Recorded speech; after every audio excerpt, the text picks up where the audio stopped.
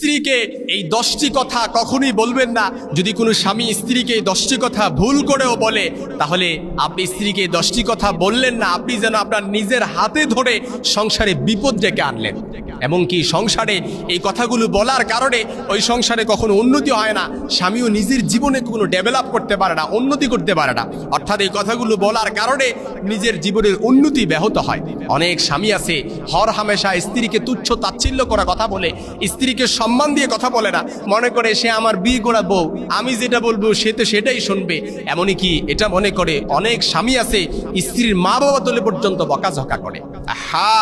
শুনতে খারাপ লাগলো, এটাই সত্যি। হয়তো অনেক স্বামীরা আমার প্রতি রাগ করবেন, গুসা করবেন, কিন্তু আপনাদেরকে এটা মাথায় রাখতে হবে, যে সকল স্বামীরা স্ত্রীর মা বাবা তুলে বকাঝকা করে, আপনি স্ত্রীর মা বাবা তুলে বকাঝকা করলেন না, আপনি যেন আপনার স্ত্রীর কলিজায় হাত দিলেন। কারণ আমার মা বোনরা সব কিছু সহ্য করতে পারে, কিন্তু তার মা বাবা তুলে কেউ বকাঝকা করলে এটা কেউ সহ্য করতে পারে না। সে হয়তো মুখ তুলে আপনার মুখের ওপর মুখ রেখে কোনো কিছু বলতে পারে না, কিংবা আপনার মুখের ওপর দিয়ে কোনো কিছু চোখে চোখ রেখে বলতে পারে না, কিন্তু তার ভেতরে যে কষ্টটা অনুভব হয়, মনে রাখবেন এটা আপনি কখনো শোধ করতে পারবেন না। এজন্য কাপুরুষ স্বামী ছাড়া কেউ স্ত্রীর মা বাবা তুলে বকাঝকা করে না, কেউ স্ত্রীকে সম্মান দিয়ে কথা বলেন, এটা শুধুমাত্র কাপুরুষ স্বামী করতে পারে।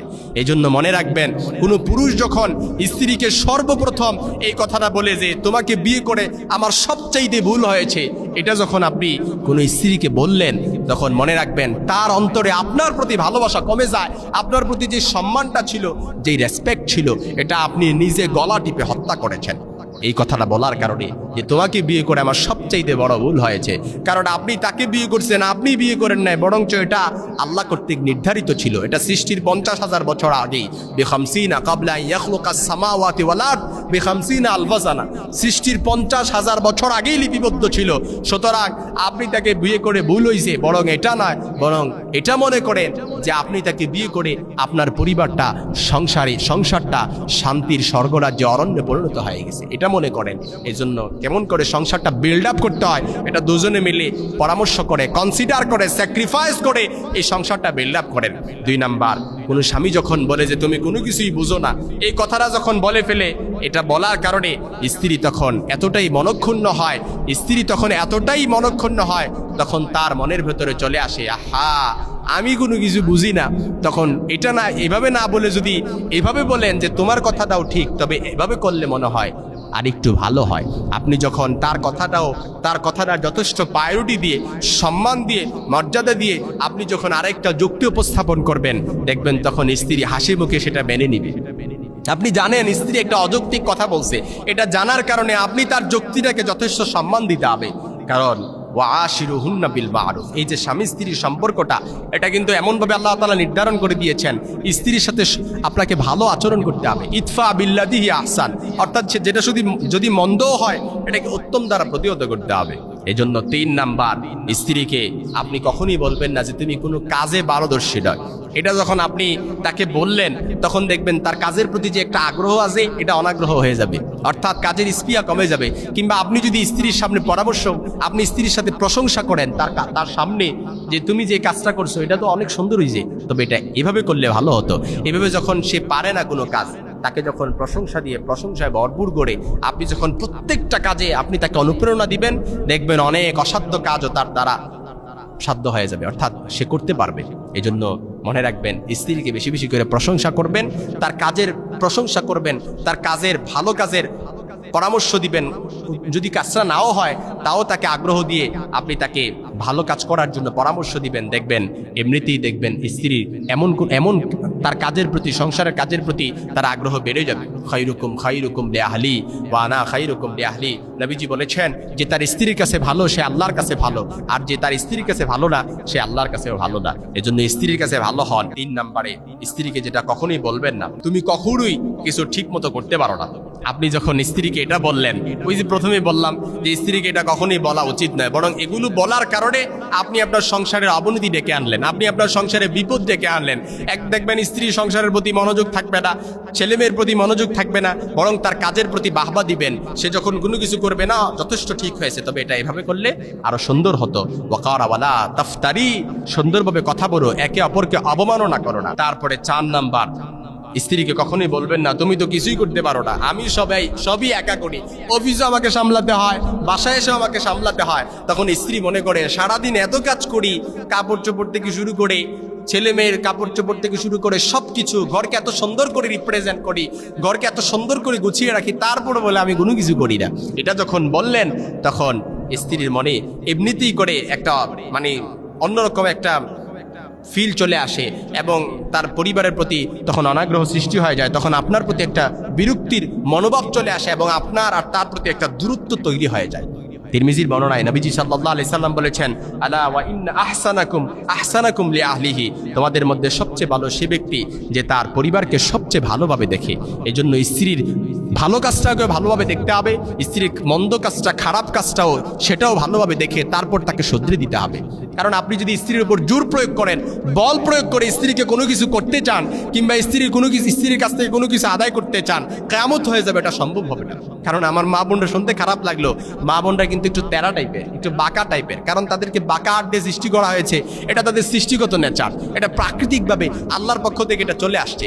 এজন্য এই প্রাকৃতিকগত যে নেচারটা, এটা কখনো আপনি পরিবর্তন করতে পারবেন না। একটু বাঁকা টাইপের হবে, এটা স্বাভাবিক, তবে তাকে আদর সোহাগ দিয়ে আলতো করে তাকে রিফকাম বিল কাওয়ারি, নারীদেরকে কাচের গ্লাসের সাথে তুলনা করা হয়েছে, তাদেরকে আলতো করে আদর সোহাগ দিয়ে তারপর তাদেরকে ভালোভাবে বুঝাতে হয়।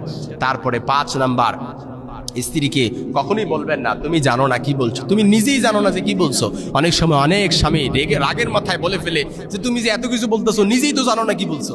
যখন রাগের মাথায় তাকে আপনি কোনো কিছু বলে ফেললেন, তখন তার মনের ভেতরে, আপনি রাগের মাথায় বলছেন ঠিক, কিন্তু তার মনের ভেতরে এটা এমনভাবে রেখা টানে যেটা আপনি কখনো শুধ করতে পারবেন না আদর সোহাগ দিয়ে কখনো। কারণ আপনি যখন কোনো মন্দ কথা বলছেন, স্ত্রীটা সবসময় মাথায় রাখে, কিন্তু ভালো কথা বললে হয়তো এটা মনে ভুলে যায়। এজন্য কখনোই তাকে এটা বলা উচিত নয়।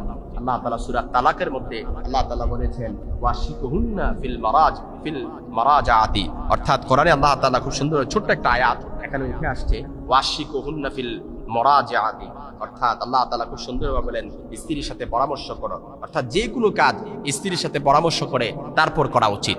কারণ স্ত্রীর সাথে আপনি মনে করবেন যে সে একজন নারী হয়ে সে কি পরামর্শ দিবে, না। আম্মা জান উম্মে সালামা রাদিয়াল্লাহু তাআলা আনহা কিন্তু এক যুদ্ধের সময় স্ত্রীর পরামর্শ দেওয়ার কারণে, হুদাইবিয়ার সন্ধির সময় স্ত্রীর পরামর্শ দেওয়ার কারণে নবীজি সাল্লাল্লাহু আলাইহি সাল্লাম এই কাজটা করেছেন, অর্থাৎ মাথার চুল নিজে হলক করে হালাল হয়ে গেছেন। পরবর্তীতে সব সাহাবায়ে কেরামরাও কিন্তু নিজের মাথা অর্থাৎ মুন্ডন করে হালাল হয়ে গেছেন।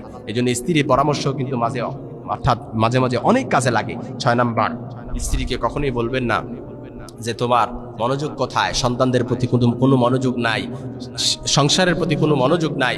অর্থাৎ মোট কথা হচ্ছে স্ত্রীকে যখন এই কথাগুলো বলার কারণে এমনও হতে পারে সংসারে বিপদ চলে আসতে পারে, স্ত্রীর আরও যে যতটুকু মনোযোগ ছিল আরও মনোযোগ নষ্ট হয়ে যাবে। তখন সংসারের প্রতি মনোযোগ এমনিতেই নষ্ট হওয়ার কারণে এই সংসার অবনতিতে চলে যাবে। কারণ কোনো সংসারে যদি স্ত্রী হাল না ধরে, স্বামী যে আপনি এত কিছু করতেছেন, টাকা ইনকাম করতেছেন, সংসার যে বেড়ে যাবে, উন্নতি হয়ে যাবে, ডেভেলপ হয়ে যাবে, না। সংসার ডেভেলপ হওয়ার জন্য, উন্নতি হওয়ার জন্য, সংসার শান্তির স্বর্গরাজ্যে পরিণত হওয়ার জন্য অবশ্যই স্ত্রীকে হাল ধরতে হয়। স্ত্রী যদি একটা সংসার ভালো করে হাল ধরে, স্ত্রী যদি ওই সংসার ভালো করে দেখাশোনা করে, মনোযোগ বৃদ্ধি দেয়, তাহলে দেখবেন সংসারটা এমনিতেই শান্তির স্বর্গরাজ্যে পরিণত হয়ে যায়, সংসার ডেভেলপ হয়। 7 নাম্বার, স্ত্রীকে যদি কখনো বলেন যে তুমি আমার পছন্দের মতো না, তোমার সাথে সংসার করি ঠিক, কিন্তু তুমি আমার পছন্দের মতো না, এটা বলার কারণে মনে রাখবেন ওই সংসারটা স্ত্রীর মনের ভেতরে আপনার প্রতি যে সম্মান ভালোবাসা ছিল এটা উঠে যাবে। 8 নাম্বার, স্ত্রীকে যদি কখনোই বলেন যে তুমি কি বুঝো না, তুমি কি বুঝো না আমি কি যাই, অর্থাৎ স্ত্রীকে যদি আপনি সবসময় বলেন রাগের মাথায় যে কথাটা বলেন যে তুমি কি বুঝো না আমি কি যাই, এটা যখন আপনি বলে ফেললেন, তখন দেখবেন স্ত্রী প্রতি আপনার, অর্থাৎ স্ত্রীর মনের প্রতি আপনার প্রতি একটা বিরূপ প্রতিক্রিয়া চলে আসতে পারে, আপনার প্রতি একটা সম্মান যে ভালোবাসা ছিল এটা দূরত্ব হয়ে যেতে পারে। এজন্য স্ত্রীকে কখনোই এই কথাটা বলা উচিত নয়। 9 নাম্বার, স্ত্রীকে কখনোই বলবেন না তুমি যে কাজটা করছো সেটা ভুল, অর্থাৎ ডিরেক্টলি এটা বলবেন না তুমি যে কাজটা করছো এটা তো ভুল হয়েছে, এটা ডিরেক্টলি কখনো বলবেন না, বরং স্ত্রীকে শুদ্ধি দেওয়ার জন্য বলবেন যে তুমি যে কাজটা করছো এটা ঠিক আছে, তবে এটা এইভাবে করলে আরো সঠিক হয়, আরো ভালো হয়। যখন আপনি স্ত্রীকে পরামর্শটা দিবেন তখন দেখবেন সংসারটা এমনিতেই সাম্রাজ্যে পরিণত হয়ে যাবে। 10 নম্বরে, স্ত্রীকে কখনোই বলবেন না যে তুমি কখনোই সুখী হতে পারবা না। এই স্ত্রীকে কখনোই এই কথাটা বলবেন না। কথাগুলো হয়তো আপনাদের কাছে সহজ হতে পারে, কিন্তু এই কথাগুলো এমনভাবে আমি কোট করেছি, এমনভাবে লিপিবদ্ধ করেছি, এমনভাবে কোরআন এবং হাদিসের কম্পাইলেশনে সবগুলো কথা একত্রিত করেছি। আপনি দেখবেন স্ত্রীকে এই কথাগুলো আপনি বলা থেকে বিরত থাকছেন, তখন দেখবেন আপনার সংসারটা সুন্দর হবে, আপনার ছেলে মেয়ে সুন্দর হবে, আপনার ছেলে মেয়ের ভবিষ্যৎ সুন্দর হবে, আপনার সংসারটা সুখী হবে। সংসারে আসলে পরেই একটা শান্তির সুবাতাস থাকবে। স্ত্রীকে যখনই কোনো কথা বলবেন তার প্রতি শ্রদ্ধা, ভালোবাসা, রেসপেক্ট দিয়ে কথা বলবেন এবং তাকে আদর সোহাগ দিয়ে তাকে নরম সুরে তার সাথে কথা বলবেন।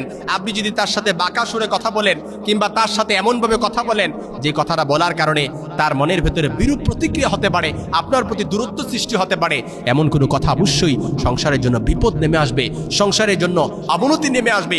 এজন্য আমাদের স্বামীদেরকে অবশ্যই এই কথাগুলো মেনটেন করে চলা উচিত। স্ত্রীকে কখনোই তুচ্ছ তাচ্ছিল্য করে, স্ত্রীকে কখনোই অসম্মান করে কথা বলা একেবারেই উচিত।